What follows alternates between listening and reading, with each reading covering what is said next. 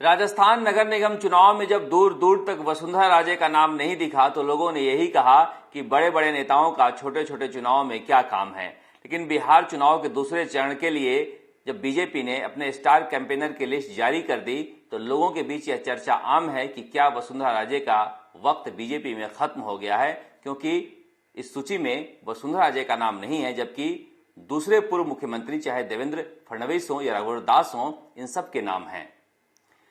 ये चर्चा इसलिए भी है कि राजस्थान से कांग्रेस ने अपने दोनों बड़े नेताओं मुख्यमंत्री अशोक गहलोत और पूर्व उप मुख्यमंत्री सचिन पायलट को बिहार चुनाव के लिए स्टार कैंपेनर बनाया है। हालांकि बिहार में कहा जा रहा है कि मुख्यमंत्री अशोक गहलोत ने वहां बता दिया है कि उनकी तबीयत ठीक नहीं है, इसलिए वो चुनाव में ज्यादा सक्रिय नहीं रहेंगे और पूर्व उप मुख्यमंत्री सचिन पायलट नवरात्र के बाद बिहार चुनाव के लिए जा सकते हैं। बात वसुंधरा राजे की इसलिए हो रही है कि कहा जा रहा है कि जिस तरह से सतीश पूनिया ने, जो प्रदेश अध्यक्ष हैं बीजेपी के, टिकट बंटवारे में अपनी ताकत दिखाई है, उसे देखकर ऐसा लगता है कि सतीश पूनिया के ऊपर बीजेपी की हाईकमान का हाथ है। सतीश पूनिया ने टिकट बंटवारे के बाद साफ कर दिया कि अगर विधायक नाराज हैं तो उनकी जिम्मेदारी बनती है कि वह नाराजगी खत्म करें और पार्टी के लिए काम करें। विधायक पार्टी बनाती है, विधायक पार्टी नहीं बनाते हैं। ऐसे में साफ कहा जा रहा है कि सतीश पूनिया जब पहला मौका मिला है तभी दिखा दिए हैं कि राजस्थान में बीजेपी के बॉस वही हैं और आने वाले पंचायत समिति के चुनाव में भी टिकट वही बांटेंगे। फिर वसुंधरा राजे का क्या होगा? कहा जा रहा है कि वसुंधरा राजे की धमक अभी भी बीजेपी के विधायकों में है। कुछ विधायक जो है वहां लगातार उनको फोन कर रहे थे, अप्रोच कर रहे थे।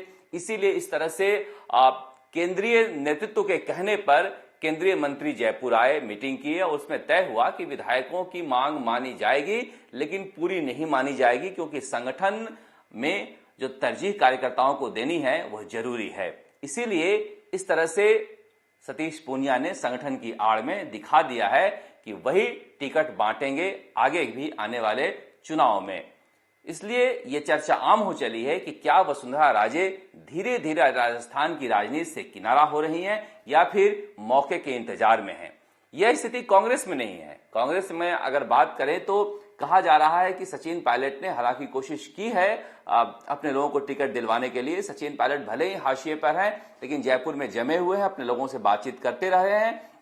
इस पूरे कांग्रेस में टिकट वितरण को देखें तो अशोक गहलोत की छाप पूरी तरह से है। अशोक गहलोत ने भी दिखा दिया है कि राजस्थान में कांग्रेस के बॉस तो वही हैं। हालांकि बीच में उन्होंने कोशिश की थी कि सचिन पायलट के लोगों को एकोमोडेट किया जाए, लेकिन वो हो नहीं पाया। सचिन पायलट के बारे में कहा जा रहा है कि उन्होंने अजय माकन से भी बात की थी, बहुत सारे लोगों को दिलवाने की कोशिश की टिकट, लेकिन आखिर में बात बनी नहीं और आखिरी क्षणों में जैसे सांगानेर में 4 लोगों को टिकट दिया गया था, सिंबल दिए गए थे आखिरी क्षणों में, उन सबके नामांकन रद्द हो गए क्योंकि उसमें त्रुटि पाई गई थी।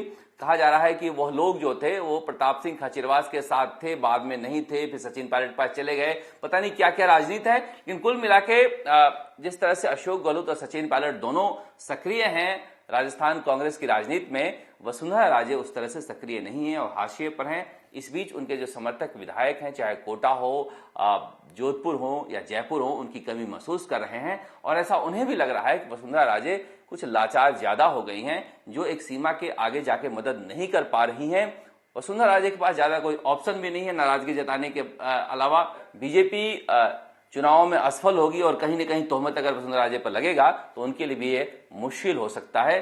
आलाकमान के नजरों में पहले से ही उनके लिए बहुत अच्छी छवि नहीं है। ऐसे में जो विधायक हैं बीजेपी के, उनके ऊपर बड़ी जिम्मेदारी है कि वो जिता कर लाएं।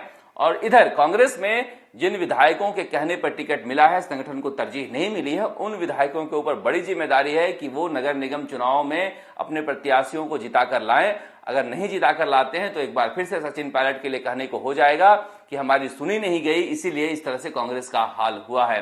कुल मिलाकर बिहार चुनाव में अलग तमाशा चल रहा है, लेकिन नगर निगम चुनाव की वजह से माना जा रहा है कि मुख्यमंत्री अशोक गहलोत इस जगह को छोड़कर नहीं जाना चाहते हैं, क्योंकि उनके लिए भी बहुत कुछ स्टेक पर लगा हुआ है। सचिन पायलट और अशोक गहलोत के विवाद के बाद पहली बार इस तरह के चुनाव हो रहे हैं और चुनाव में अशोक गहलोत को दिखाना है कि कांग्रेस में मेरा दबदबा है, मैं जिता कर ला सकता हूं। और सचिन पायलट के लिए भी एक बड़ी चुनौती होगी कि अगर उनके समर्थकों को नजरअंदाज किया गया है और निर्दलीय खड़े हों तो वो जिताकर लाएं और दिखाएं कि उनके पास भी राजस्थान में लोगों का समर्थन है।